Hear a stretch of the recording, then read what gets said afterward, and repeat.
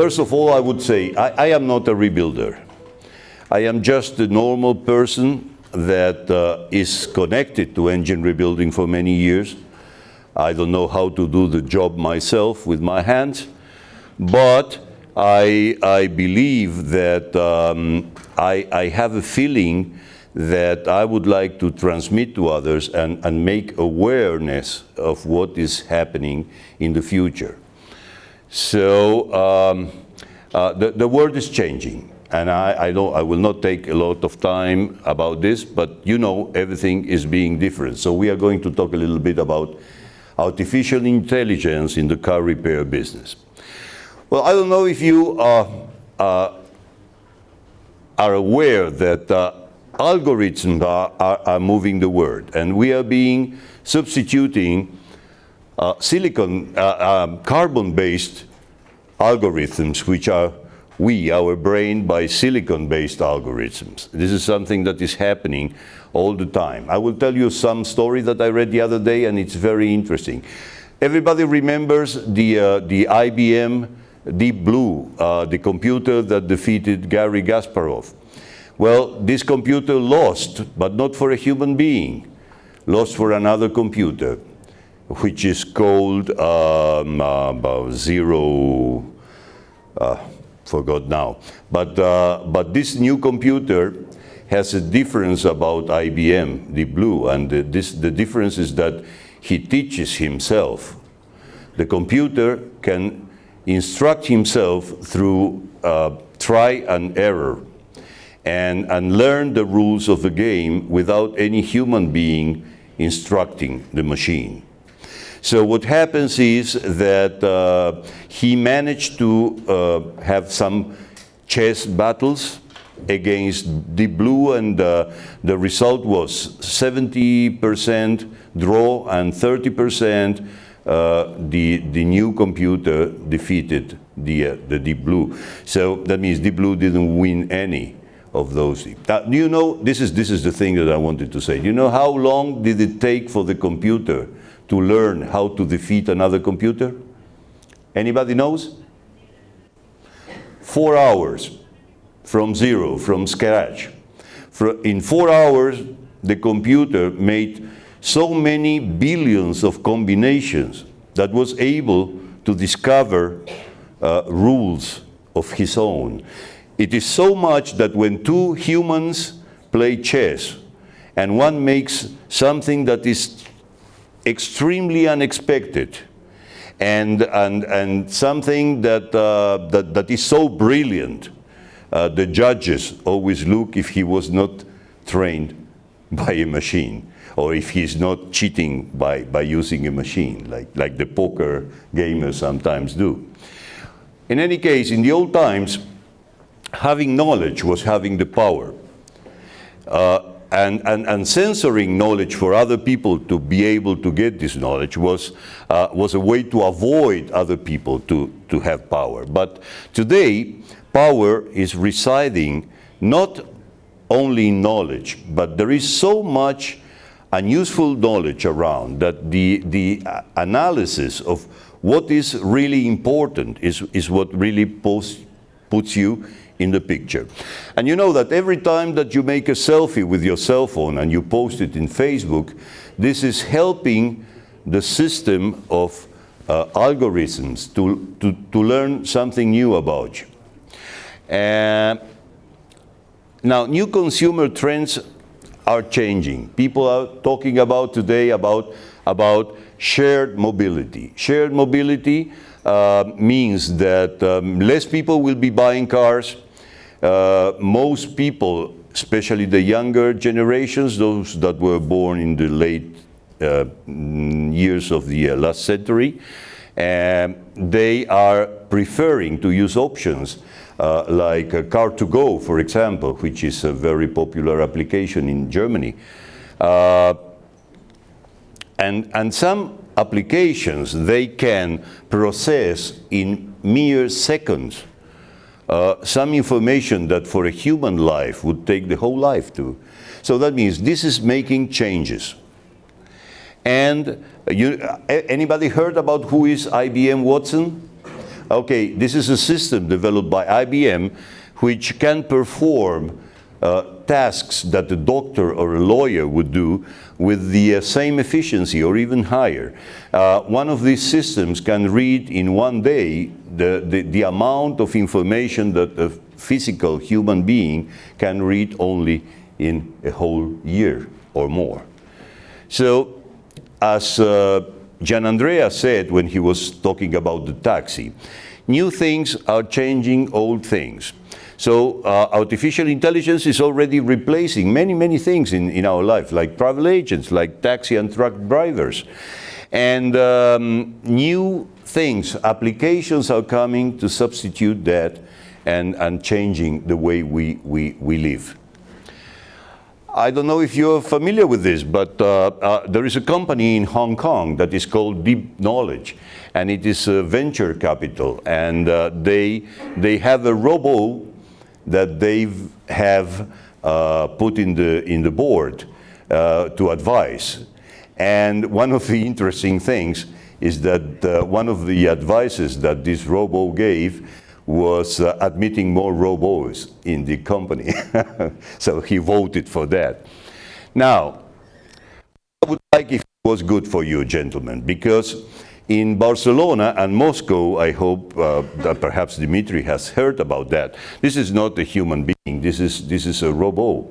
And there are brothels that are, the customers come to meet robo. Legislation saying about this? Well, I would like to introduce you a real citizen of Saudi Arabia. That is Sophia. Anybody heard about Sophia? Well, she's a robo, and she's being introduced. To be honest with you, I invited, this is a company from Hong Kong, developed a robo that looks really human. And she was on a marketing gadget. She was elected as citizen from Saudi Arabia. She's the only woman in Saudi Arabia that can go to the street without having to cover the face because it's not human. And well, you see, she's speaking, I say she because it doesn't seem a machine. And you notice that there is something that is changing. And what is changing in your shop? All these things that I have mentioned before is for you to understand that the world is no longer what it used to be before. And you know, vehicles are becoming more ecological. Sebastian talked about that, Gianandrea talked about that, and they are being collectively shared. There is a company in the United Kingdom called Autoglass. Autoglass is already using intelligence, artificial intelligence, to determine whether to fix or to change a windshield. Well, I think this has to be changed, but anyway, the machine has image recognition, and by comparing the damage with millions of other similar damages, the machine determines whether the windshield has to be changed or repaired. Now, when you crash with your car, it is in some companies like Liberty Mutual is an insurance company. You just take a picture, you load it in the app, and and in seconds the application sends you the estimate. How much will it cost to repair your car and the other car? So if it was your fault, you can even fix the situation without having to go to court. That means the application, by image recognition, can tell you how much is the cost of the repair. Well, those is for those guys that don't have an insurance, right? Or for the other guy. In any way, you know beforehand how much are you going to spend, or probably how many days you are going to spend without the car. Now, anybody has heard about truck fault codes? Yeah, well, this is an application that now is online, and you can verify codes on your cell phone. Your cell phone is going to become one of the most useful tools for fixing cars. It's available for either Android or or iPhones. Now, this is what I mentioned before. 80% of all the information that we have today was not available 2 years ago at the last Automechanica. So when some people say, oh, no use to go to Automechanica, I was there 2 years ago, what you are going to see in terms of knowledge is basically change a lot, and it will be doing the same thing in the next years. Anybody that remembers Indiana Jones and the story of the Muslim with the sword? That the Muslim was doing a lot of things with the sword, and then Indiana Jones took the gun and shot him down. Okay, well, this is what I wanted to say about this. It's no longer a matter of having a better sword. What we need now is to have a different solution. With the music and the background was much nicer. Now, which solution can engine rebuilders think of? I mean, the business is changing. And I am not an engine rebuilder, so what I can say perhaps is better, because somebody that is inside the problem cannot see what others that are out of the problem can see. So I have been thinking about some ideas that might be useful for you. And for example, we are rebuilding. Why not rebuilding full units instead of just engines? I believe there will be a huge market into turning diesel moved buses into electric. There are 2 companies in California that they are doing this today, and they say that you save 2/3 of the cost of a unit. If you have a good bus running that can still be good for another 10 years or 8 or 5 or whatever, it makes sense sometimes, instead of changing it for a totally new brand new electric bus, to make a transformation. And this could be a business for engine rebuilders looking for something else. As we said, to go into looking for new options by the time. Also, finding a niche is something that there is a declining market, but as Mr. Orgis said, off-road, for example, could be more profitable and would be a solution. Also, I know that Roland is selling parts with his own brand, and probably that was also a suggestion that my friend Gian Andrea did. So perhaps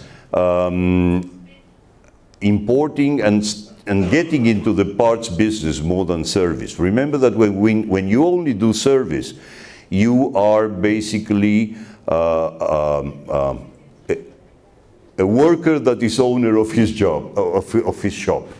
And when you want to go a level up, there are companies that perhaps are offering, and this is why I brought Mekar here, to show things that can be done on a network.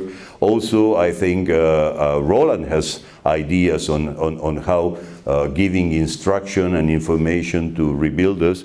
So this is something that I would consider as a solution for the future. Now, why not considering a new type of energy? I never noticed that, but the other day somebody told me we have solar energy for 25,000 years, because anything that you when you work into agriculture, everything that you collect, every money that you make is being heated by the sun. So it's the energy of the sun that makes the plants grow. And this is something that is becoming cheaper every day. Why?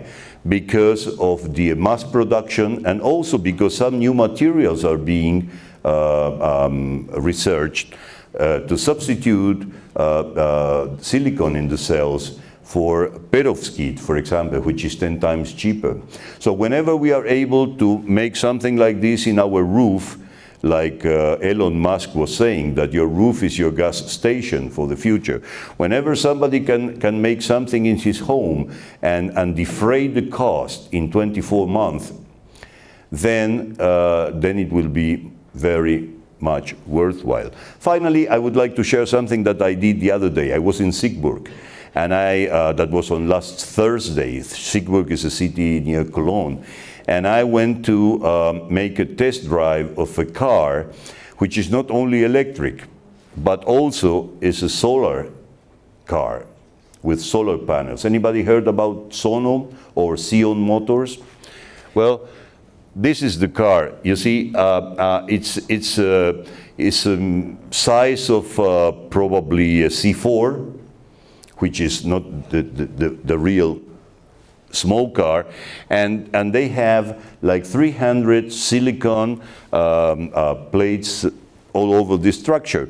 And even when the energy that these cells get is not enough for the full coverage of the car at this point, they can give you an extra 50 kilometers a day in Germany. Which I mean, in Brazil, perhaps it could be more than 100 because it's a very sunny place. Germany is very cold usually and not that much sun. So I think that you have to be open to new possibilities. I'm not saying, when somebody's saying, hey, what you want? Do you want me to go and sell solar panels? I said, no. What I said is that you can explore your current business base, your buyers, the people that are bringing you engines, who have companies, and perhaps having this as a side business that could grow on the time. And you can say, well, we start by doing 10% this year on a total, or 15 next year, and you start creating a new revenue for your business. So, well, this is what we do. We try to go, I will take only 2 minutes and I'm done. But basically the idea of the Institute is bringing ideas from all over the world. I get like 100 ideas every day from different people, from different websites. You are an engine rebuilder. I am sure that you read a lot about engine rebuildings, but I'm not sure that you read a lot about solar energy or 3D printing, or what the possibilities are on applications and things like that. So the idea is that the Institute, which is supported by engine rebuilders, can research other things that you can do that are involved with the business, because eventually at the very bottom line you need to have a business that can continue along the years. And this brings me to something that I would like to comment in my presentation also. You know, everybody hears about startups. Anybody can tell me which is the difference about a startup and a regular company that you set up? I have been thinking on that. That means this is something that I brought from myself when I was taking a shower, and I said, well, I think I got it, like Eureka, you know, from Archimedes.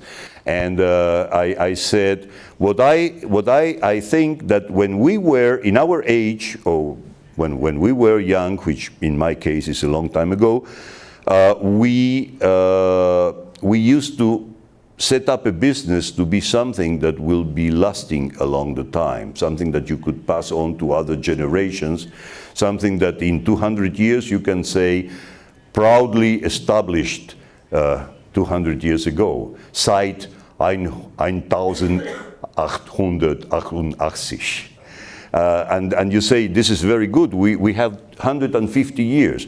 But the difference with the startup is that the startup is set up to be sold, like those chicken that you grow in the farm, that they don't know. We know that they will die in 45 days. Okay, so this is what a startup is. You get millionaire in a couple of years, and you have 25 years, and then you go and start another startup. The startup is made to be sold, preferably to Google, and for a big amount of money. And our companies are the old-fashioned companies. Like our concepts on the car are old-fashioned. I also agree with all of you, because at the beginning people were saying, no, you are too radical. This is not going to happen. But what I think is that slowly but certainly things will gonna be changing. And I believe that it is time to have the awareness to see something that we can do. And for this reason we are here. We created Mobilatina. Mobilatina is an excellent, well, Mobilatina is the second one. The first one was called Rectilatina. And my idea is try to see with other associations all over the world if we can make something on a global scale in order to search for things that could be useful for you, make meetings where you can network and get ideas and get business relations. And well, I hope that if you have liked it, the website is www.mobilatina.com.br, and also you have my email at conarem.com.br. So it is in some of the material that we have handed you. So I hope that this has been useful for you, and that you have made a profit of the hours that we spent together. And I look forward to seeing you next year, perhaps at Rematec or Autopromotec in Bologna. Who knows?